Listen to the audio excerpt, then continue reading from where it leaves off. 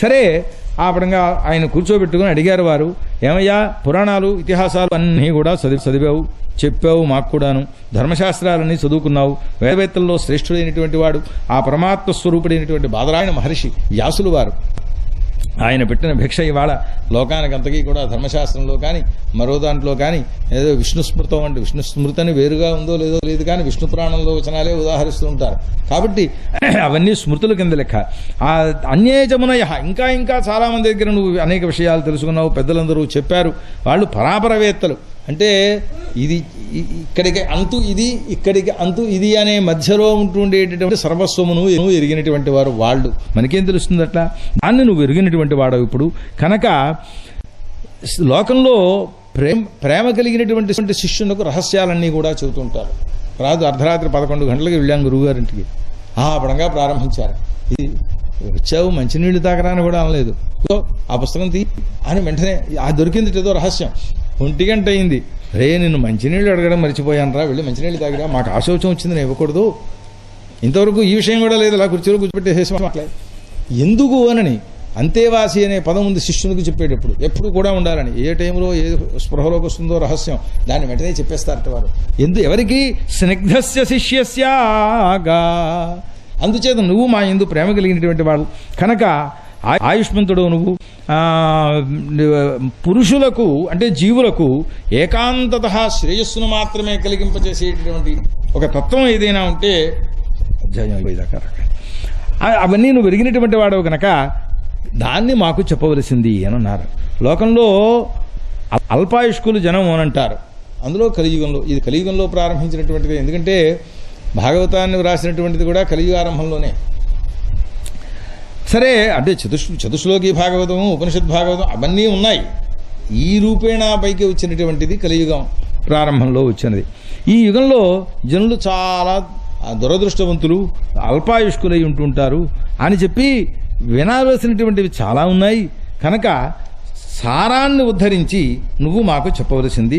మేము శ్రద్ధతో కూడుకుని ఉన్నాం. ఆ శ్రద్ధ కలిగి ఉండడంలో ఎంతవరకు అంటే ఆత్మసంతృప్తి కలిగేటంత వరకు, ఆత్మ ప్రసన్నము కావాలి మాకు, అంతవరకు కూడా చెప్పవలసింది అని అడిగారు. ఆ సాత్వతాంపతి అంటే సాత్వంతో భక్తాహ అని భక్తులకు ప్రభు అయినటువంటి వాడు ఆయన. మొట్టమొదటి విషయం భగవంతుడు అని మాటకర్థం. దేవకీదేవికి వసుదేవుని యొక్క పుత్రుడుగా జన్మించాడు అని ఏం పని చేద్దామని వచ్చాడు ఆయన అసలు లోకంలో. అది వినాలని కోరికగా ఉందయ్యా, చెప్పవలసింది. ఏ పరమాత్మ యొక్క అవతారములన్నీ కూడా జీవులకు క్షేమాన్ని మంగళాన్ని కలిగింపచేస్తాయో అన్నారు. ఒక్కొక్క పదము ప్రత్యేక వ్యాఖ్యానమే. క్షేమము మంగళము రెండూ తేడా ఏమిటయ్యా అని అంటే ఏం లేదు. క్షేమం అంటే ఇహలోక పరలోక సంబంధం లేనటువంటివి. ఆ భవము అంటే మంగళము అనేటటువంటిది సాక్షాత్ మోక్షస్వరూపం. భవతి ఉంటున్నాడు, ఆ ఉన్న స్వరూపాన్ని తెలుసుకుందు కోసం అవుతుందన్నమాట. అది పరమేశ్వరుని యొక్క అవతార గాథలకు ప్రయోజనము అని. ఎందుకోసం అంటే రావణాసురుని సంహరించడం కోసం విష్ణుమూర్తి అక్కడి నుంచి ఇక్కడ దాకా దిగి రావాలా? ఆఫ్టర్ ఆల్ ఆయనే చెప్పాడు ఒక చోట్లో, అంగుష్టాగ్డేణ తాన్ హన్యాం అని.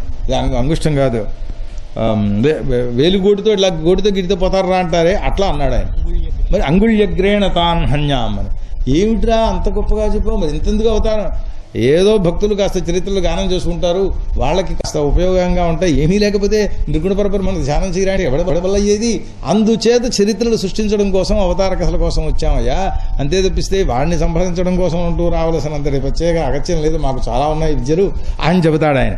అంచేత ఈ అవతారములన్నీ కూడా లోకానికి క్షేమాన్ని కలిగింపచేస్తాయి. ఏది భౌతిక దృష్టితో చూస్తే మంగళాన్ని కలిగింపచేస్తాయి అనంటే మోక్షాన్ని కూడా కలిగింపచేస్తాయి. ఈ జగత్తులో సంస్కృతి అనేటువంటి బంధము అనేటువంటిది బాగా వ్యాపించిపోయి ఉన్నాం మేము. దాని నుంచి సద్యస్కాలంలో విముక్తిని పొందగలిగినటువంటి వాడై దేనివల్ల అవుతాడో అట్లాంటి విషయాన్ని మాకు చెప్పవలసింది అని. పరమాత్మ యొక్క గొప్పతనం ఏమిటి అనంటే ఆయన గురించినటువంటి అవతార కథ నామాదులు ఏవైతే ఉన్నాయో ఒక్కొక్క పేరు ఒక్కొక్క కథను చెబుతూ ఉంటుంది. ఆ కథ ఆ పేరుతోటి ఆ పరమాత్మ స్మరిస్తే సమస్తమైనటువంటి ఘోరములైన ఆపత్తుల నుంచి కూడా సద్యస్కాలంలోనే విముక్తి పొందుతాడు అని. అందుచేత ఇంకా ఒక మాట, యద్విభేది స్వయం భయం అంటారు. భయం భయపడుతుందట. ఏ భయం భయపడుతుందండి? భయం ఏమైనా రూపం ఉందా అంటే భయశబ్దానికి మృత్యువర్థం.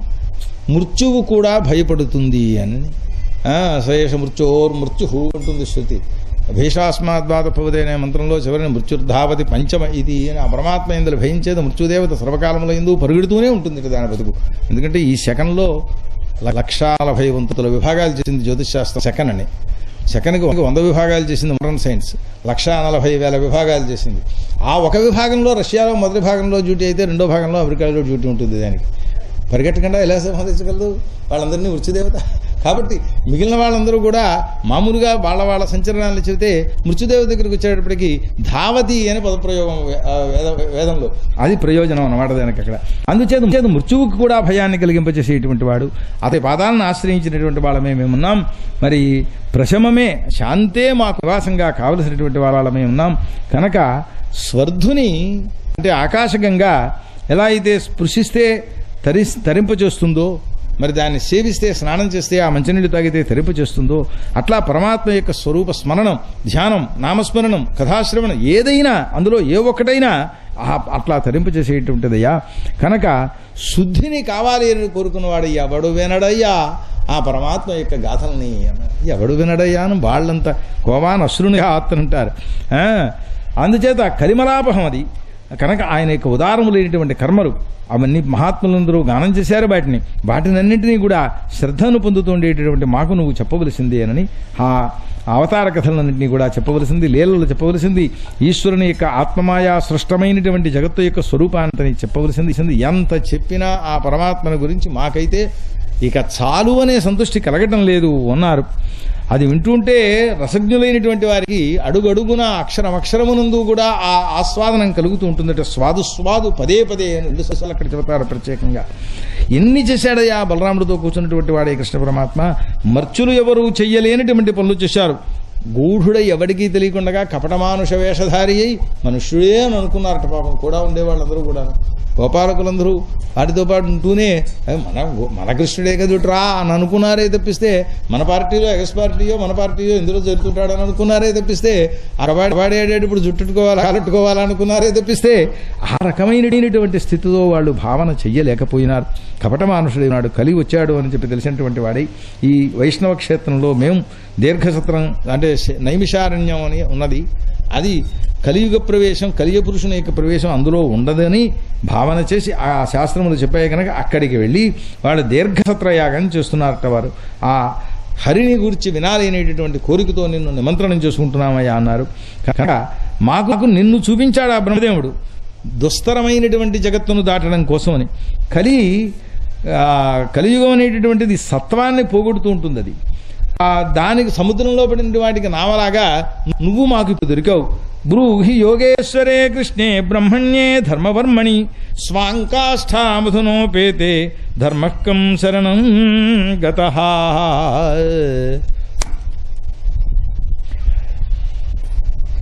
పరమాత్మ కృష్ణుడు బ్రహ్మణ్యుడు. ఆయన అంటే బ్రహ్మవేత్తందరి చేత స్తుతింపబడేవాడు, లేదా వేదముల చేత స్తుతింపబడేవాడు. ఆయన బ్రహ్మజ్ఞాని అని కాదు, ఆయనే బ్రహ్మస్వరూపుడు. కనుక ధర్మం అనేటటువంటి ఒక కవచాన్ని ధరించాడు ఆయన. ఈ భూలోక యాత్రను పూర్తి చేసి అవతారాన్ని మళ్ళీ తన యొక్క స్థానాన్ని తాను చేరుకున్నాడు. అటువంటి స్థితిలో ధర్మం అనేటటువంటి దాన్ని రక్షించడం కోసం వచ్చాడు కదా. ఈ ధర్మం ఎవరిని శరణు పొందింది, ఎవరు రక్షించారు దాని యొక్క స్వరూపాన్ని అని ఇట్లా ప్రారంభించి వీరు ప్రశ్నలు వేశారు. ఇది శ్రీమద్భాగవతే మహాపురాణే పారమహంస్యాం సంహితాయాం ప్రథమస్కందే నైమిషయోపాఖ్యానే ప్రథమోధ్యాయః. శ్రీకృష్ణార్పణమస్తు. శ్రీమద్ గురుచరణారవిందాభ్యాం నమో నమః. హరయే నమః. హరయే నమః. హరయే నమః. వ్యాసోవాచ ఇది సంప్రశ్న సంహృష్టో విప్రాణాం రోమహర్షిణి ప్రతిపూజ్య వచస్తేషాం ప్రవక్తుముపచక్రమే. వ్యాసులు వారు చెప్తున్నారు, ఆ సూత్రుల వారు ఇలా చెప్పారు అని ప్రారంభించి చెబుతున్నారు. నేను సెలవు తీసుకుంటున్నాను. తరువాయి గాథం తర్వాత వారు చెబుతారు. ప్రసాదం వంటశాలలో ఇంకా ఉంది, తీసుకురావాలి. వంటశాలలో ప్రసాదం ఇంకా ఉంది, తీసుకురావాలి.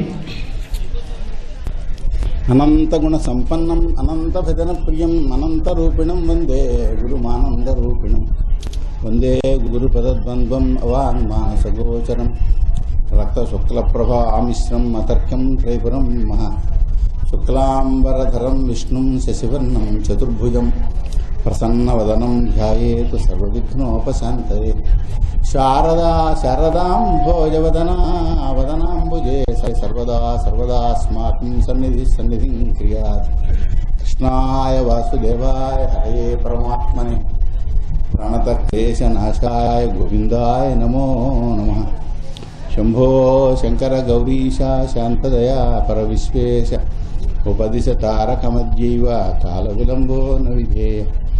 అరుణకిరణజాలైః అంచితాశావకాశ విధృత జపవటికా పుస్తకాభిధ్యస్తా ఇతరవరగరాఢ్యా పుల్లకలహార సంస్థ నివసతు హృదిబాల నిత్యకళ్యాణశీల.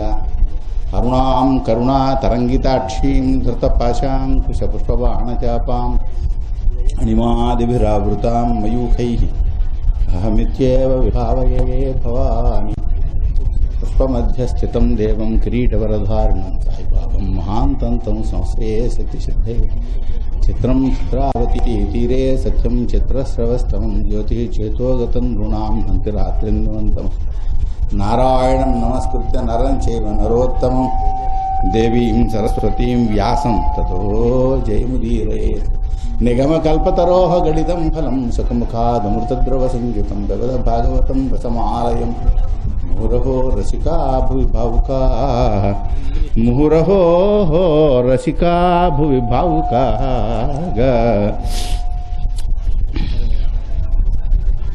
బ్రూహి యోగేశ్వరే కృష్ణే బ్రహ్మణ్యే ధర్మవర్మణి స్వాంకాష్ఠాం అధునోపేతే ధర్మః కం శరణం గతః. ఇది శ్రీ భాగవతే మహాపురాణే ప్రథమస్కంధే ప్రథమోధ్యాయ. శ్రీకృష్ణార్పణమస్తు. శ్రీమద్గురుచరణ అరవిందాభ్యాం నమః. హరయే నమః. హరే నమః. హరే నమః. ఇంకా ప్రసాదం తీసుకున్న ఉంటే వ్యాస ఉవాచ ఇది సంప్రశ్న సంహృష్టో విప్రాణాం రోమహర్షణి ప్రతిపూజ్య వచస్తేషాం ప్రవక్తుం ఉపచక్రమే. సభాయి నమః. మహాజనులారా, సూతుల వారు వ్యాసుల వారు మొదట చెప్తున్నారు, ఇలాగా ఉగ్రశ్రవుడు అనేటువంటి సూతుణ్ణి శౌనకాది మహర్షులు ఎంతో గౌరవించి ఆదరంగా ప్రశ్నించిన తర్వాత అప్పుడు ఆయన జవాబు చెప్పడం ప్రారంభించాడు. ఇక్కడ చూడండి, ప్రతిపూజ్య వచస్తేషాం ప్రవక్తుం ఉపచక్రమే. గౌరవించి సత్కారం చేసి గౌరవించి అడిగారు. అడగడం ఎలా అడగాలి అంటే, ఇది ఒక బ్రహ్మ విద్య కనుక దీన్ని గౌరవపూర్వకంగా ఆదరపూర్వకంగా అడగాలి. ఏదో ఏదో గ్రంథం ఏదో ఆయన చెప్తున్నాడు, ఆయనకి ఏదో మనం ఇస్తున్నాం అన్న ధోరణి కాకుండా ఆ గురుభావంతో అడిగితే చెప్పాలన్నమాట. ఆపేని చెప్పడం ప్రారంభించాడు. యం ప్రవ్రజంతమనుపేతమపేత కృత్యం ద్వైపాయనో విరహకాతర ఆజుహావ పుత్రేతి తన్మయతయా తరవోభినేదుహూతం సర్వభూత హృదయం మునిమానతోస్మి. మొదట శ్రీశుకాచార్యుల వారికి నమస్కారం చేసి, ఎందుకంటే ఆయన గురువు కనుక ఆ పైన చెప్పడం ప్రారంభం చేశారు. మాకు ఈ విద్య ప్రసాదించిన వారు మా నాన్నగారు బ్రహ్మశ్రీ వేదమూర్తి చిర్రావూరి అనంత పద్మనాభ శాస్త్రి గారు. ఆయనకి నమస్కారం చేసి ప్రారంభం చేస్తున్నాను. శ్రీశుకాచార్యుల వారికి నమస్కారం చేసి సూతుల వారు చెప్తున్నారు, యం ప్రవ్రజంతమనుపేతమపేత కృత్యం. శ్రీశుకాచార్యుడి యొక్క గొప్పతనం ఏంటంటే, ఆయనకు చిన్నతనంలోనే బ్రహ్మ విద్య అలవడింది. బ్రహ్మ విద్య ఇక్కడ వ్యాఖ్యాతలు అనుపేతం అంటే ఉపనయనం కానివాడు అని రాస్తారు. కొందరు, అందరు కాదు, పెద్దవాళ్ళు అలా వేరే రకంగా కూడా రాశారు. ఉపనయనం కానివాడు అని రాశారు. అయితే మనకి శ్రీశుక చరిత్ర భాగవతంలో లభించట్లేదు, మహాభారతంలో లభిస్తుంది. మహాభారతంలో శ్రీశుకాచార్యుల వారికి శివుడు ఉపనయనం చేసినట్టుగా ఉన్నది. శివుడు ఉపనయనం చేశాడు. మహాభారతాన్ని శ్రీశుకాచార్యుల వారు ఈ వ్యాసుల వారి దగ్గర అధ్యయనం చేశారు. ఆయన రాయడమే 3 ఏళ్ళు పట్టింది. అధ్యయనం చేసేసారు. భాగవతం కూడా అధ్యయనం చేశారు. ఆయనకి విద్య బాగా పరిణతంగా వచ్చిన తరువాత ఆయన గృహస్థాశ్రమానికి అభిముఖంగా లేనప్పుడు వ్యాసుల వారి దగ్గరికి పంపించారు. ఆయన వ్యాసుల వారు జనక మహారాజు దగ్గరికి పంపించారు. ఎందుకు పంపించారంటే, ఈయన గృహస్థాశ్రమం వద్దంటున్నాడు, గృహస్థాశ్రమాన్ని స్వీకరించండి అని, స్వీకరించమని చెప్పమని. ఆయన ఈయనకి పరీక్ష పెట్టారు. రంభను పంపించినట్టుగా చెప్తారు. రంభాసుఖ సంవాదం అని తిరుపతి వెంకట కవులు ఒక చమత్కారమైనటువంటి గ్రంథం కూడా రాశారు. ఆ రంభను పంపించినా అతని ఇక మనసు చెదరలేదు. చెదరకపోవడమే సరికదా, ఆమె తనను ప్రేమిస్తున్నట్టుగా మాట్లాడితే ఆయన శరీరం ఇది మలమాంసపు ఇష్టం, ఇది సరైనది కాదు, కానీ దీని మీద ఆసక్తి ఉండకూడదు అని చెప్పని ఈయన జవాబు చెప్పారట. చెప్తే ఆవిడ మీ శరీరాలు వంటివి కాదు మా శరీరాలు, మా శరీరం అమృతంతో నిండింది చూడు అని చెప్పి ఇలా చీరి అమృతం వచ్చినట్టుగా చూపించిందట. అమ్మా నేను ఈ మానవ దేహంలో పుడితేనే ఇలా ఉన్నా, నీ కడుపును పుడితే మరి ఇంకెలా ఉండేవాడు తల్లి అని నమస్కారం చేశారు. అంటే అంత పరిపూర్ణ వైరాగ్యం కలవారు. అంత వైరాగ్యంతో ఉండి ఆయన అక్కడి నుంచి వచ్చిన తర్వాత ఆయన మోక్ష మార్గంలో, యోగ మార్గంలో పైలోకాలకు వెళ్ళిన గాథ కూడా అక్కడ ఉంది. అద్భుతంగా ఉంటుంది ఆ గాథ. ఆ పైలోకాలకు వెళుతుంటే జనమంతా చూడడానికి వచ్చారట. ఈయన సశరీరంగా అలా వెళ్ళిపోతున్నాడు, బ్రహ్మలోకానికి వెళ్ళిపోయాడు అంట. అంత అద్భుతమైనటువంటి గాథ ఇది. ఇక్కడ ఒక ముఖ్యమైన విషయం కూడా ప్రస్తావన చేయాలి, ఎందుకంటే నాకే పెద్ద సమస్య. భాగవతం చెప్పే కాలంలోనే అవనిగడ్డ నుంచి ఒక ఆయన లేఖ రాశారు, కవితా కామేశ్వర శర్మ గారిని. ఆయన ఒక జ్యోతిష్ శాస్త్రజ్ఞులు. ఏమండి, మహాభారతంలో శ్రీశుకాచార్యుల వారి యొక్క నిర్వాణం ధర్మరాజు గారికి భీష్మాచార్యుల వారు వర్ణించినట్టుగా ఉంది. ఆయన నిర్యాణాన్ని పొందినట్టుగా, మోక్షాన్ని పొందినట్టుగా. మరి అది స్పష్టంగా యోగ మార్గంలో ఆయన ఊర్ధ్వలోకాలకి బ్రహ్మలోకానికి చేరినట్టుగా వర్ణన అక్కడ ఉంటే, అటువంటి ఆ శ్రీశుకాచార్యులు వ్యాసుల వారి యొక్క ధర్మరాజు యొక్క కుమారస్థానీయుడు అభిమన్యువు, అంటే అర్జునుడి కుమారుడు. అభిమన్యువు యొక్క కుమారుడు పరీక్షిత్తు. ఈ పరీక్షిత్తుకి భాగవతం చెప్పడం ఎలా కుదురుతుంది అని ప్రశ్న వేశారు ఆయన. పెద్ద క్లిష్టమైన ప్రశ్న. అప్పట్లో దేవీ భాగవతం చదివి ఉన్నాను. దేవీ భాగవతంలో ఛాయాసుకుడు అని ఒక ఆయన ఉన్నారు. ఈ ఛాయాసుకుడు ఆయన పెళ్ళాడడం, ఆయన వాళ్ళు గృహస్థాశ్రమంలో ఉండడం ఉంది. బహుశా ఛాయాసుకుడు చెప్తే సరిపడుతుందండి అన్నాను. సార్ రాశాను, కానీ నాకు పెద్ద సంతృప్తి కలగలేదు. ఎందుకంటే ఇక్కడ చూస్తే ఎలా ఉన్నాడు ఈయన, కేవలం దిగంబర వేషంతో ఉన్నవాడి కింద వర్ణిస్తారు, అంటే సర్వసంగ పరిత్యాగి అని వర్ణిస్తారు. మరి ఆ ఛాయాసుకుడు అంటే ఆయన గృహస్థాశ్రమం, ఆయన సంతానం ఉండడం, ఇదంతా ఉంది. ఎలా కుదురుతుంది? మనసుకి సంతృప్తి కలగలేదు. ఈ ఛాయాసుకుడి కథ మళ్ళీ భారతంలో చూస్తే అక్కడ ఎలా ఉంది, ఈయన శ్రీశుకాచార్యుల వారు పరమపదించిన తరువాత వ్యాసుని యొక్క బాధని తొలగించడం కోసం పరమేశ్వరుడు వరం ఇచ్చాడు. నీకు ఎప్పుడు కావాలంటే అప్పుడు ఆయన ఛాయ కనపడుతుంది, కానీ నువ్వు బాధపడద్దు. అది ఛాయాసుకుని స్వరూపం. మనకిప్పుడు ఈ భాగవత మహాత్మ్యంలో కూడా ఛాయాసుకుడు కూడా వస్తాడు భాగవతం వినడానికి. చిట్ట చివర శ్రీశుకాచార్యుల వారు వచ్చి భాగవతం చెప్పారు అంటారు. అంటే ఏమిటిది అస్పష్టత వచ్చింది. అని లోతుగా చూస్తే తెలిసిన విషయం ఏంటంటే, ఇప్పుడు సనకాదులు ఎక్కడి నుంచి వచ్చారు? వాడు బ్రహ్మలోకాన్ని నుంచి వచ్చారు భాగవతం చెప్పడానికి. అలాగే మోక్షాన్ని పొందడం అంటే బ్రహ్మలోకానికి, మహాయోగి బ్రహ్మలోకానికి వెళ్ళినటువంటి శ్రీశుకాచార్యుల వారు భాగవతం చెప్పడం కోసం తిరిగి వచ్చారు అని చెప్పారు. మనకి బ్రహ్మసూత్ర భాష్యంలో అలాగా యోగులైనటువంటి వాడు, బ్రహ్మలోకంలో ఉండేటువంటి వాడు మళ్ళీ తిరిగి వస్తారు, అవసరమైనప్పుడు వచ్చి కార్యాలు నెరవేరుస్తారు అనే మాట ఉంది. కాబట్టి ఈయన ఎటువంటి వాడు అన్నమాట, ఇది మన అదృష్టం. భాగవత శ్రోతల యొక్క అదృష్టం ఏంటంటే బ్రహ్మలోకానికి వెళ్ళి వచ్చి దిగి వచ్చినవాడు. సాక్షాత్తు బ్రహ్మమాంస పుత్రులేమో సనక సనాతనాదులు. మరి బ్రహ్మదేవుని యొక్క ఉత్సంగా నుండి తొడ నుండి పుట్టినటువంటి వాడు నారద మహర్షి. మరి వ్యాస భగవానికి తపోబలం వలన కలిగినటువంటి కుమారుడైన, అయోనిజుడిగా కలిగినటువంటి కుమారుడైన బ్రహ్మలోకానికి వెళ్ళి అక్కడి నుంచి దిగి వచ్చి చెప్పినవాడు శ్రీశుకాచార్యుల వారు. అద్భుతమైన విషయం. కనుక ఇక్కడ అనుపనీతం అనేటువంటి మాటకు మరి ఉపనయనం చేసుకోకుండానే సంసారాన్ని వదిలినవాడు అని అర్థం కాకుండా ఉంటే బాగుంటుంది. వ్యాఖ్యాతలు అలా కూడా చెప్పారు. ఒక అర్థం ఉపనయనం కాకుండా అని చెప్పారు, చాలా మంది రాశారు. ఉపనయనం కాకుండా గురువుగారి దగ్గరికి అధ్యయనం చేయకుండానే ఆయనకి జ్ఞానం ఏర్పడింది అనేటువంటి అర్థం రాశారు. నిజమే, అంటే ఆది నుండి బ్రహ్మజ్ఞానం ఏర్పడింది. ఎలా ఏర్పడిందంటే అది వ్యాసుని యొక్క తపోబలం వలన కలిగినవాడు, శివుని యొక్క వరబలం వలన కలిగినవాడు, సాక్షాత్తు పరమశివుని వలన ఉపనయనాన్ని పొందినవాడు. కనుక వ్యాఖ్యాతలు చెప్పిన మొదటి అర్థం కంటే రెండో అర్థమే బాగుంటుంది, అన్వయిస్తుంది, భారతానికి అనుగుణంగా ఉంటుంది. అలా కాకపోతే భాగవతం వేరు కల్పంలోది, భారతం వేరు కల్పంలోది అని చెప్పాలి. అది సమంజసం కాదు. ఎందుకంటే భారతం రాసిన తర్వాతే భాగవతం రాసినట్టుగా మనకి భాగవతంలో ఉంది కనుక. యం ప్రవ్రజంతమనుపేతమపేత కృత్యం ద్వైపాయనో విరహకాతర ఆజుహావ. ఆయన అన్ని కృత్యాలు తొలగిపోయినవాడు. ఎందుకంటే పరబ్రహ్మ తత్వాన్ని అనుభవించినవాడు కనుక ఆయనకు ఏ రకమైనటువంటి కృత్యాలు లేవన్నమాట. అంతటి మహానుభావుడైన అటువంటి అనుభూతి చాలా తక్కువ మందికి ఉంటుంది. అందుకనే ముక్తుల యొక్క పట్టికలో మొట్టమొదట శ్రీ శుకాచార్యుల వారిని చెప్పడం ఉంటుంది. శుకో ముక్త అని చెప్పి అంటారు. ఏమండి, అటువంటి మహానుభావుడు వనానికి వెడుతుంటే వనానికి వెళ్ళి వనాన్ని నుంచి అలాగా మోక్ష మార్గానికి వెళ్ళిపోతూ ఉన్నాడు.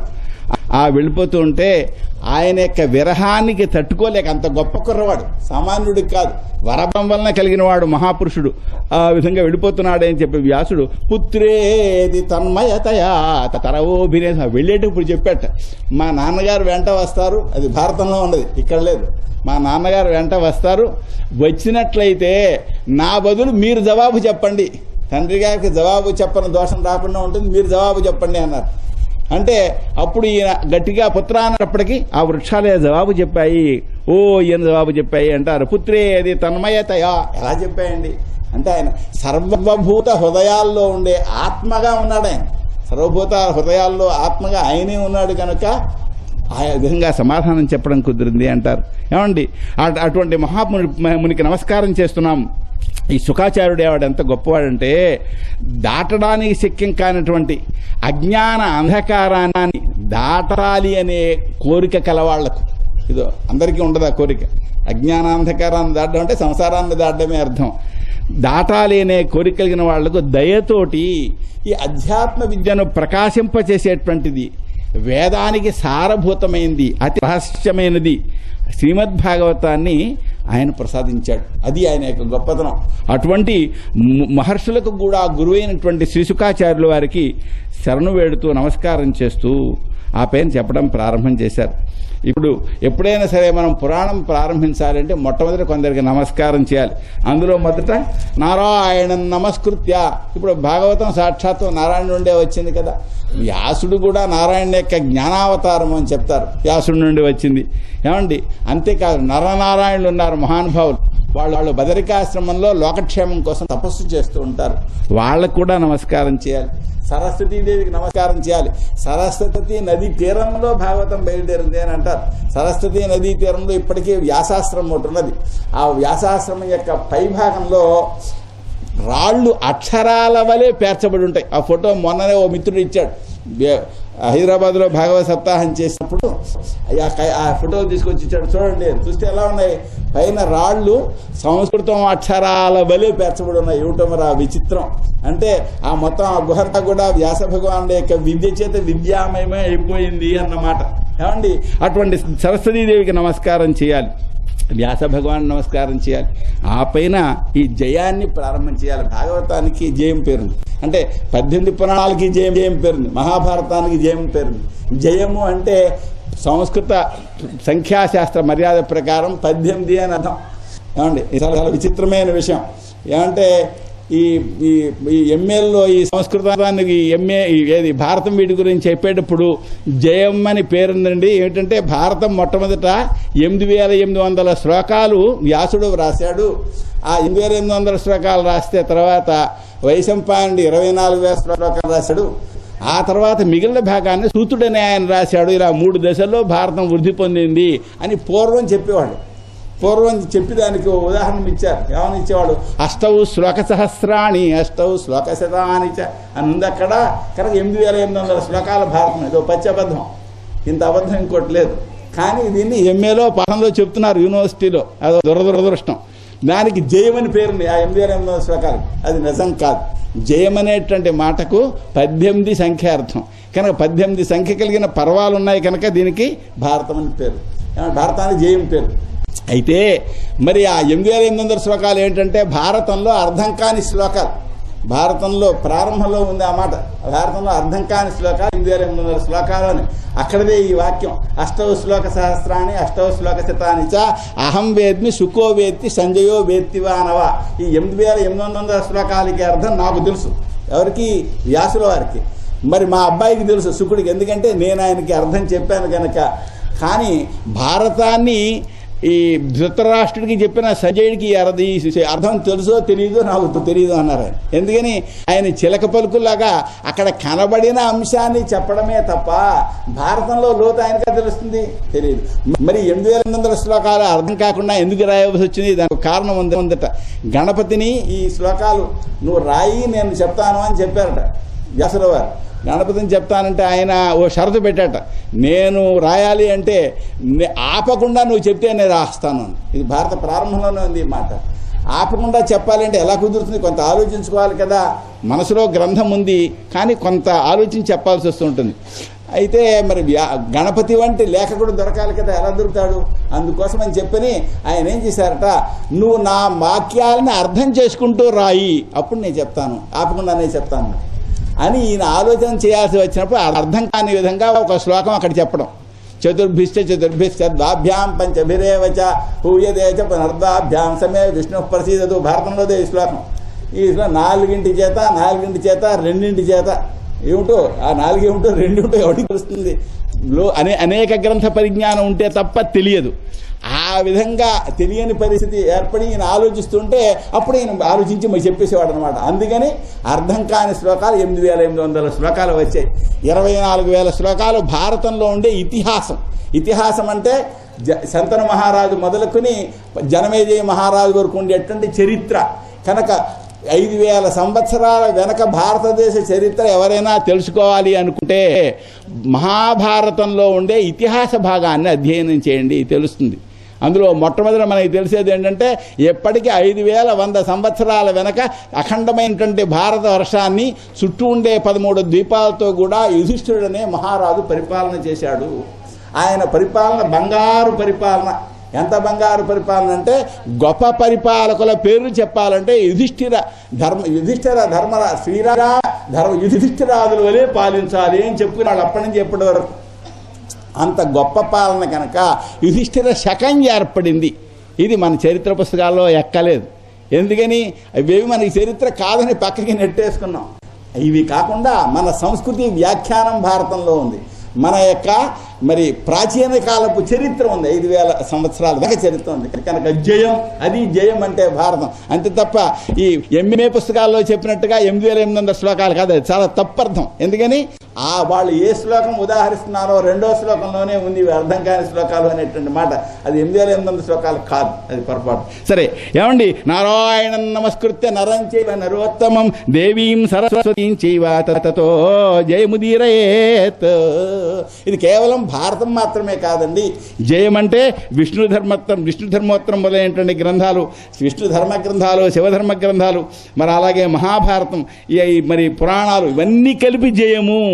అలాగే రామాయణం కూడా, ఇవన్నీ కూడా జయము అని చెప్పని మనకు భవిష్యోత్తర పురాణంలో చెప్పడం జరిగింది. ఏమండి, సరే చూడండి ఓ ముల్లారా, లోకానికి శుభాన్ని కలిగించేటువంటి అతి గొప్పదైన మంచి ప్రశ్నని మీరు అడిగారు. నా మనసు ప్రసన్నమైంది. ఎందుకంటే కృష్ణుడి గురించి ప్రశ్నించారు. కృష్ణుడు అంటే ఏమిటండి? మన అదృష్టం. 5,100 సంవత్సరాల వెనక సాక్షాత్తు సకల వ్యాపకమైన పరమ చైతన్యం భూలోకంలో మానవ రూపాన్ని ధరించి మన మధ్య నడయాడింది. ఆ దివ్య చరిత్రది సామాన్య చరిత్ర. మహావిష్ణువు యొక్క అవతారాలు ఉన్నాయి. 10 అవతారాలే కాదు, మనకి దీంట్లో 22, 23 అవతారాల దాకా వస్తాయి. ఈ అవతారాలు కూడా కృష్ణ భగవాన్ అంత పరిపూర్ణతమైనటువంటి రూపం కనబడదు. కృష్ణ పరిపూర్ణతమ సాక్షాత్ కృష్ణస్తు భగవాన్ స్వయం. ఈయన పరిపూర్ణతముడు ఏంటంటే స్వామి, ఈయన సాక్షాత్తు భగవంతుడు. ఆయన్ని గురించి ప్రశ్న వేశారు. చూడండి, పరమధర్మం ఏదంటే శ్రీకృష్ణుడు యందు నిష్కపటమైన భక్తితో ఉండడం, ఫలాన్ని కోరకుండా ఆయన పట్ల భక్తిభావంతో ఉండడం. కనుక ఆయన పట్ల అటువంటి భక్తిభావం వస్తే ఏమవుతుందో తెలుసా? ఏమవుతుంది? ఆయన అనుగ్రహిస్తాడు. సాక్షాత్తు భగవంతుడే మన పట్ల ప్రసన్న భావాన్ని పొందుతాడు. చూడండి,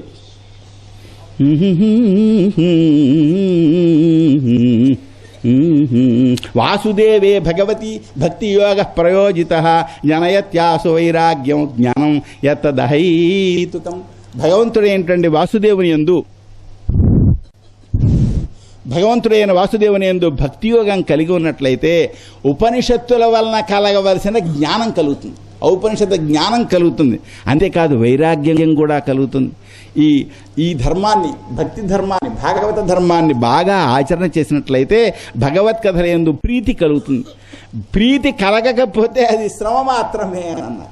ధర్మాచరణ వలన భగవంతుని యందు ప్రీతి కలగకపోతే ఆ ఆచరణ శ్రమ మాత్రమే. కొందరు ఏమంటారంటే ధర్మాన్ని ఆచరించాలండి, ధర్మాన్ని ఆచరించడం వలన ధనం వస్తుందంటే ప్రయోజనాలు కలుగుతాయండి అంటారు. ధనం రావడం లేదా వేరే లోక ప్రయోజనాలు కలగడం వల్ల లాభం ఏమిటి అంటే కోరికలు తీరడం అండి అంటారు. కోరికలు తీరితే ఏమవుతుందంటే ఇంద్రియాలకు ప్రీతి కలుగుతుంది అంటారు. ఇది లోకం తీరు. లోకంలో అలాగే చెప్పుకుంటూ ఉంటారు. మనకి ఈ టెక్స్ట్ బుక్కుల్లో పిల్లలకి చెప్పే పాఠాలు ఇవే. అందుకే హిందువులు నేను ఒకటి కోరుతున్నాను ఏంటంటే, నాయనలారా మీ పిల్లలకు కూడా మన సంస్కృతికి సంబంధించిన పాఠాలు చెప్పించండి. ఈ తరం గడిచినట్లయితే ఈ పైన సంస్కృతికి సంబంధించిన వాతావరణం లేకపోయే ప్రమాదం ఉంది. ఎందుకుంది? ఒక క్రైస్తవులు వాళ్ళ చర్చి ద్వారా పిల్లలకు చెప్పించుకుంటున్నారు. మహమ్మదీయులు మసీదు ద్వారా వాళ్ళకి కావాల్సిన ధర్మం చెప్పించుకుంటున్నారు. హిందువులకు అలా చెప్పించడానికి ఒక వ్యవస్థ లేదు. దేవాలయంలో అలా ఏం చెప్పటం లేదు. దేవాలయం సెక్యులర్ ప్రభుత్వాల యొక్క అధీనంలో ఉన్నది. కాబట్టి ఏ పేటకు ఆ పేట, ఏ వారానికి ఓ వారం ఓ గంట పిల్లలకి సమయం ఇచ్చి, నాయనలారా ఇదిగో ఇది మన ధర్మం, మన సంస్కృతి, ఇది మనం ఆచరించవలసింది, ఇది చెప్పకపోతే 6 శాస్త్రాల పండితుడు కుమారుడైనా అక్కడ చదివేటువంటి దుర్జ్ఞానం అని ఇప్పుడు చెప్పాను సారా. ఇప్పుడు తెలుగు ఎంఏలో చెప్పినటువంటి దాని గురించి చెప్పాను. అలాగే సంస్కృత ఎంఏలో ఎంతకంటే దుర్మార్గం ఉంది. సంస్కృతి వెంకటేశ్వర విశ్వవిద్యాలయంలో దేవుడి యొక్క సొమ్ముతో నడిచేటువంటి విశ్వవిద్యాలయంలో అక్కడ భారతం అంటే ఏమిటంటే దుర్మార్గులైన పాండవులు మంచివాళ్ళైన కౌరవులను అన్యాయంగా చంపిన కథానాన్ని రాశారు. పరిచయం అది. ఉపనిషత్తులు అంటే ఏమిటంటే వట్టి ఊహాగానంతో ఉన్నటువంటి బ్రహ్మను గురించి ఊహాగానాలు మాత్రమే. ఆ ఉపనిషత్తులు ఊహించిన బ్రహ్మ గురించి వేదంలో ఎక్కడా లేదు అన్నారు. వేదం అంటే ఉపనిషత్తులు కాదు వాళ్ళ లెక్క. ఇది ఎవరికి చెప్తున్నారు? ఎంఏ సంస్కృతం చదివే విద్యార్థులకు మన విశ్వవిద్యాలయాలు చెప్తున్నటువంటి దౌర్భాగ్యపు విద్య. కనుక మన విద్య ఏదో, మన సంస్కృతి ఏదో, మన ప్రవృత్తి ఏదో అది పిల్లలకు కలిగించవలసిన బాధ్యత హిందువులకు ఉంది. ఇప్పటికే ఈ తరంలోనే చాలా మందికి మన సంస్కృతి గురించిన అవగాహన పోతోంది. ఈ పైన ఇంకా పోయే ప్రమాదం ఉంది. అటువంటి ప్రమాదం కలగకుండా ఉండడం అది ముఖ్యమైన కృత్యము. ఏమండి ఎందుకు ఈ మాట చెప్తున్నారు ఇక్కడ చూడండి. కామానికి ఇంద్రియ ప్రీతి ప్రధానం కాదు అంటున్నారు. కానీ టెక్స్ట్ బుక్లో ఏమంటుంది?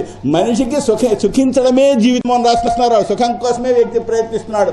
మానవ జీవితం యొక్క సంస్కృతి అంటే, నాగరికత అంటే ఏమిటంటే సుఖాలని పెంచుకోవడం మాత్రమే అని రాస్తున్నారు. కాదు, అది తేడా ఉంది. రెండింటికి తేడా ఉంది. సుఖాలను పెంచుకోవడమే జీవితం అనుకున్నందువల్ల అవినీతిలో కూరుకుపోతున్నాం. భగవంతుని యొక్క అనుగ్రహం జీవితం యొక్క లక్ష్యం అనుకుంటే మనీషి అవుతాడు, మానవుడు అవుతాడు, మహర్షి అవుతాడు. కనుక మన యొక్క లక్ష్యం పిల్లలకి చెప్పాల్సిన అవసరం ఉంది. ధర్మం యొక్క ప్రయోజనం ఏంటంటే మోక్షాన్ని పొందడం వరకు కూడా దాని యొక్క ప్రయోజనం తెలిసిందా. ధనానికి ఫలం ఏంటంటే కేవలం కామం మాత్రం కాదు, కామాలకి ఇంద్రియ ప్రీతి ఫలం కాదు.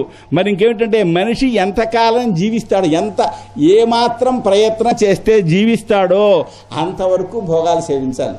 అన్నం తినకపోతే శరీరం నిలబడదు. కనుక అన్నం తినాల్సిందే. ఇలా అనుభవించవలసిన భోగాలు దేనికోసం అంటే మనిషి జీవించడం కోసం. మరి ఎందుకని ఆ విధంగా జీవించడం? జీవనానికి ఫలం ఏమిటి? తత్వ జిజ్ఞాసనార్థం. పరమతత్వాన్ని తెలుసుకోవాలి. జీవితం ద్వారా మానవ జీవితం మామూలు జీవితం కాదు. పశుపక్షాదుల జీవితంలో తత్వం తెలుసుకునే అవకాశం ఉండదు. మానవ జీవితంలో మహాభాగ్యం ఉన్నది. తత్వ జిజ్ఞాసం కోసం తెలుసుకోవాలి. ఏమండి అంతేకాదు ఇంకో మాట కూడా చెప్తున్నారు. మామూలుగా అయితే జ్యోతిష్ఠోమైన స్వర్గకామో యజేత అని స్వర్గం కోసం యజ్ఞం చేయమంటారు. స్వర్గం కోసం కాదండి యజ్ఞాలు. ఎందుకంటే స్వర్గలోకం పితృలోకం ఇంత మాత్రమే కాదు, మరి ఇంకేమిటి అంతకంటే గొప్ప ప్రయోజనం ఉన్నది. తత్వాన్ని తెలుసుకోవడం ముఖ్యం. తత్వం దేనికోసం? ఏది తత్వం అసలు? ఏది తత్వం అంటే ఆ తత్వాన్నే పరమాత్మ అంటారు, దాన్నే బ్రహ్మ అంటారు, దాన్నే భగవంతుడు అంటారు. కనుక ఆ భగవత్ తత్వం తెలుసుకోవడం అనేది మానవ జీవితం యొక్క ఒక ప్రధాన లక్ష్యము. ఆ జ్ఞానము వైరాగ్యం వీటితో కూడినటువంటి శాస్త్రం వలన భక్తి చేత శ్రద్ధ చేత ఆ తత్వం హృదయంలో గోచరం అవుతుంది. మహర్షులు హృదయంలో ఆ తత్వాన్ని వాళ్ళు గమనించారు, వాళ్ళు గ్రహించారు. కాబట్టి వర్ణాశ్రమ ధర్మాలు ఏవైతే ఉన్నాయో ఈ ధర్మాలని పాటించడం ఏంటంటే చివరి ఆ పరమతత్వాన్ని తెలుసుకోవడం కోసమని చెప్పని. అందువలన ధర్మం యొక్క ప్రధాన ప్రయోజనం ఏంటిది? భగవంతుడు సంతోషించడమే. ఎవరు ఏ ధర్మాన్ని ఆచరించినా భారతదేశంలో భారతీయ సంస్కృతి ప్రకారం భగవద్ అనుగ్రహం కోసం చేయాలి. అందుకోసమే మనం సంకల్పంలో చెప్తాం, మమోపాత్త దురితక్షయ ద్వారా శ్రీ పరమేశ్వర ప్రీత్యర్థం, నేను చేసిన పాపాలు పోవడం ద్వారా పరమేశ్వరుడి యొక్క అనుగ్రహం కోసం అని చెప్తాం. కనుక ఏకాగ్ర మనస్సుతోటి భగవంతుని గురించి వినాలి, భగవంతుని గురించి కీర్తించాలి, భగవంతుడిని ధ్యానించాలి, భగవంతుడిని పూజించాలి. అప్పుడే జన్మ ధన్యమవుతుంది. చూడండి, భగవంతుడిని ధ్యానం చేయడం అన్నది అదేం సామాన్యమైంది కాదు, అదొక పెద్ద కత్తి అండి. ఈ కత్తి వలన ఏమవుతుందంటే కర్మగ్రంథి తొలగిపోతుంది, కర్మగ్రంథికి మూలమైన అవిద్య తొలగిపోతుంది. భగవంతుని యందు ప్రీతి కలిగి ఉంటే ఎంతో ప్రయోజనం లభిస్తుంది. దాని యందు ప్రీతి కలిగిపోతే ఎలా అండి? అది వినకపోతే ఎలా? వినాలి, అది రోజు చదువుకోవాలి, ఇంట్లో కూడా వినాలి. భాగవతం ఇక్కడ వినడమే కాదు, భాగవతంలో కౌశిక సంహితలో చెప్పినట్టుగా సాత్వికమైన ధ్యానం, రోజు భాగవతం చదవడం. భర్తకి భార్య చదివి వినిపించవచ్చు, భార్యకు భర్త చదివి వినిపించవచ్చు. మనకి ఇంగ్లీష్లో ఉన్నది భాగవతం, మరి గోరఖ్పూర్ వాళ్ళ యొక్క ధర్మాన్ని హిందీలో ఉన్నది భాగవతం, పోతన్న ధర్మాన్ని తెలుగులో ఉన్నది భాగవతం, టీటీడీ వాళ్ళ ధర్మాన్ని వచనంలో వచ్చింది భాగవతం. రోజు చదువుకోవాలి, ఒకళ్ళొకడు పరస్పరం బోధయంత, ఒకళ్ళకొకళ్ళు బోధన చేసుకోవాలి. అసలు దీని యందు ప్రీతి కలగని వాళ్ళెవరు? కొంచెం ఆలోచిస్తే వివేకంతో అందరికీ ప్రీతి కలుగుతుంది. ఓ బ్రాహ్మణులారా, పుణ్యతీర్థాల్లో స్నానాధికం చేస్తాం, సత్పురుషుల యొక్క సేవ చేస్తాం. ఇలాంటి పుణ్యాలు చేస్తే పాపాలు పోతాయి. శ్రద్ధతో కూడి వినాలి అని కోరుకుంటే ఆ పరమపురుషుడు ఏంటంటే వాసుదేవుని యొక్క కథల యందు ప్రీతిభావం కలుగుతుంది. ఆయన్ని గురించి వినాలి, ఆయన్ని కీర్తించాలి, ఇవి పవిత్రం అవుతాం. భగవంతుడు తన కథ వినే వారి యొక్క హృదయంలో పాపాలని తానే తొలగిస్తాడు, పాపాలను తుడిచిపడవేస్తాడు. ఏమండి, భగవంతుని యొక్క సేవ చేత అన్ని పాపాలు నాశమైపోతే అప్పుడు మనుష్యునికి నిశ్చలమైన భక్తిభావం కలుగుతుంది. భక్తి కలిగిందా కామం, లోభం మొదలైనవి మనస్సును ఆకర్షించవు. లోకంలో ఉండే అన్ని దుఃఖాలకు, అన్ని దుర్మార్గాలకు, అన్ని అవినీతులకు మూలం కామక్రోధాల ప్రకోపం. ఈ కామక్రోధాల ప్రకోపం ఇప్పుడు అనేక సాహిత్యాల ద్వారా, రకరకాల మీడియాల ద్వారా ప్రచారం అవుతుంది. అదే ప్రచారం అవుతుంది. చంపడం శృంగారం, చంపడం శృంగారం, కొట్టడం, ఇవే ఎక్కువ ప్రచారం అవుతుంది. అన్ని దుఃఖాలకు ఇవి మూలమవుతాయి. కనుక కామలోభావాలు మనసును ఎప్పుడైతే ఆకర్షించలేదో మనసు ప్రసన్నమవుతుంది. మనసు ప్రసన్నమైతే సంసార సంఘాలు తొలగుతాయి. అప్పుడు తత్వజ్ఞానం కలుగుతుంది. భగవంతునికి అనుగ్రహం వలన భక్తి కలుగుతుంది. అంత భక్తి ప్రభావం వలన కలిగేటువంటి అంశాలు. అహంకారం నశిస్తుంది, సంశయాలు తొలగుతాయి. అప్పుడు ఇంతకు ముందు మనం చేసినటువంటి కర్మలు ఉన్నాయి సారా, ఆ కర్మలు కూడా తొలగిపోతాయి. ఇప్పుడు చెప్పిన ప్రక్రియ వరుసగా జరుగుతాయి. సంచిత కర్మలు అంటారు. పూర్వ జన్మల్లో మనం చేసిన కర్మలు అనంతంగా ఉంటాయి. జన్మలు ఎన్ని ఉన్నాయో మనకి తెలియదు కదా. అన్ని జన్మల్లో ఎన్నో కర్మలు చేశాం. ఆ కర్మరాశి అంతా కూడా ఫలాన్ని ఇవ్వలేనిది అయిపోతుంది. ఇదంతా కూడా పరమాత్మ దర్శనం వల్ల కలిగేటువంటి మహాప్రయోజనం. కాబట్టి మహాయోగులు, కవులు అంటే వేదతత్వాన్ని దర్శించినటువంటి వాళ్ళు, అటువంటి మహానుభావులు వాసుదేవుని యందు నిత్యం భక్తిభావంతో ఉంటారు. చూడండి, ఇప్పుడు మనం హరిని సేవించాలి, హరి యొక్క శ్రేష్టత్వం గురించి చెప్తున్నారు. ప్రకృతిలో సత్వం, రజస్సు, తమస్సు అనే 3 గుణాలు ఉన్నాయి. ఈ 3 గుణాల వలన ఒకే పరమాత్మ 3 రూపాలని ధరించాడు. ఒకే పరమాత్మ 3 రూపాలను ధరించాడు. ఒక రూపంతో బ్రహ్మ అంటున్నాం, ఇంకో రూపంతో విష్ణువు అంటున్నాం, మరో రూపంతో శివుడు అంటున్నాం. ఇందులో సత్వరూపంతో ఉండేటువంటి వాడు విష్ణువు. ఆయన ఈ మొత్తం త్రిమూర్తితో కలిసి సృష్టి స్థితి సంహారాలని చేస్తూ ఉన్నారు. ఏమండి, అయితే సత్వగుణంతో పరిపాలన చేసేటువంటి విష్ణువుని ఆరాధించడం వలన చాలా వైశిష్ట్యం కలుగుతుంది, ఎక్కువ ఫలం ఉంటుంది అంటున్నారు. ఎప్పుడైనా సరే దీన్ని నహినిందా అన్యాయం అంటారు. నహినింద మనకు చాలా సంప్రదాయం తెలుసుకోవాల్సిన అవసరం ఉంది. నహినిందా అన్యాయం అంటే ఒక వస్తువుని, అప్పట్లో వేదంలో ఏమని చెప్పారంటే గుర్రం తప్ప మిగిలినవి పశువులు కావండి అన్నారు. అదేంటండి, ఆ గోవులు ఉన్నాయి, గేదెలు ఉన్నాయి, ఇవన్నీ పశువులే కదా, గుర్రం తప్ప పశువులు కావంటారు ఏంటండి అంటే గుర్రం శ్రేష్టమైన పశువు, దాన్ని అశ్వమేధ యాగంలో వినియోగిస్తారు అని చెప్పడం కోసం ఆ మాట అన్నారట. దీన్ని నహినింద అంటే నిందించడం అక్కడ తాత్పర్యం కాదు, మిగిలిన పశువుల యొక్క నింద తాత్పర్యం కాదు. అక్కడ తాత్పర్యం ఏంటంటే అశ్వం యొక్క శ్రేష్టత్వాన్ని చెప్పడం. అలాగా ఇక్కడ విష్ణువు మిగిలిన వాళ్ళని సేవించడం ప్రయోజనం కాదు అంటే ఇక్కడ బ్రహ్మదేవుణ్ణి శివుణ్ణి నిందించడం తాత్పర్యం కాదు, విష్ణువు సేవించడం శ్రేష్టము అని చెప్పడం కోసం. అలా శ్రేష్టమని చెప్తే మనసు అక్కడ లగ్నం అవుతుంది. మనసు అక్కడ లగ్నం చేస్తే సాధన చేయగలుగుతారు, సాధన వల్ల ఫలితాన్ని పొందగలుగుతారు. ఏమండి, అందువలన మామూలుగా తమోగుణం కంటే రజోగుణం శ్రేష్టం అంటాం, రజోగుణం కంటే సత్వగుణం శ్రేష్టం అంటాం. ఏమండి, కాబట్టి విష్ణుమూర్తిని ఆరాధించడం, ఆయన విశుద్ధ సప్తమూర్తి కనుక ఆయన్ని క్షేమం కోసం సేవించాలి అని చెప్పారు. కాబట్టి ముళ్ళైనటువంటి వాళ్ళు సంసారంలో క్షేమం కోసం ఆ స్వామిని సేవిస్తూ ఉంటారు. మోక్షాన్ని కోరేటువంటి ముళ్ళు మిగిలిన వాటిని వదిలేసిన వాళ్ళై ఆ నారాయణని సేవిస్తూ ఉంటారు. ఎవరైతే రజస్తమ ప్రకృతులు కలవాళ్ళు, రజోగుణ ప్రధానులు తమోగుణ ప్రధానులు ఉన్నారే, వేరే వేరే రకరకాల ఆరాధనలు చేస్తుంటారు. కొందరికి సంపదే కావాలి, కొందరు పితృదేవతలను ఆరాధిస్తారు, సంతానం కలుగుతుంది అని చెప్పని ప్రజాపతులను ఆరాధిస్తారు. అయితే ఆ పరమతత్వాన్ని నారాయణని ఇక్కడ ఎవరైతే చెప్పారో ఆయనే పరబ్రహ్మ అంటాం. ఆ పరబ్రహ్మనే శైవులు సదాశివుడు అంటారు. ఆ పరబ్రహ్మనే గణపతి భక్తులు గుణేశుడు అంటారు. ఆయనే గణేశుడు. గుణేశుడు అంటే త్రిగుణాలకు అధిపతి అని అర్థం. ఆ పరబ్రహ్మనే మరి పరాదేవత అంటారు దేవీ భక్తులు. పరాదేవత ఎవరావిడ? పరాదేవత అంటే పరమజన్మ అనమాట. పరమజన్మ అంటే పరమ చైతన్యమే అవుతుంది. ఏమండి, మొత్తం ఏ నామరూపాలతో ఆరాధించినా ఆరాధించబడేది పరమతత్వం. ఆ పరమతత్వాన్ని ఇక్కడ నారాయణుడు అనే పేరుతో మనం ఆరాధన చేస్తూ ఉన్నాం. ఏమండి, వాసుదేవ పరా యోగా, వాసుదేవ పరా వేదా, వాసుదేవ పరా మతా, వాసుదేవ పరా యోగా, వాసుదేవ పరా క్రియా. చూడండి, వేదాలు ఆ నారాయణుడిని తెలుపుతున్నాయి. యోగాలు అలాగే క్రియ, జ్ఞానం, తపస్సు, ధర్మం.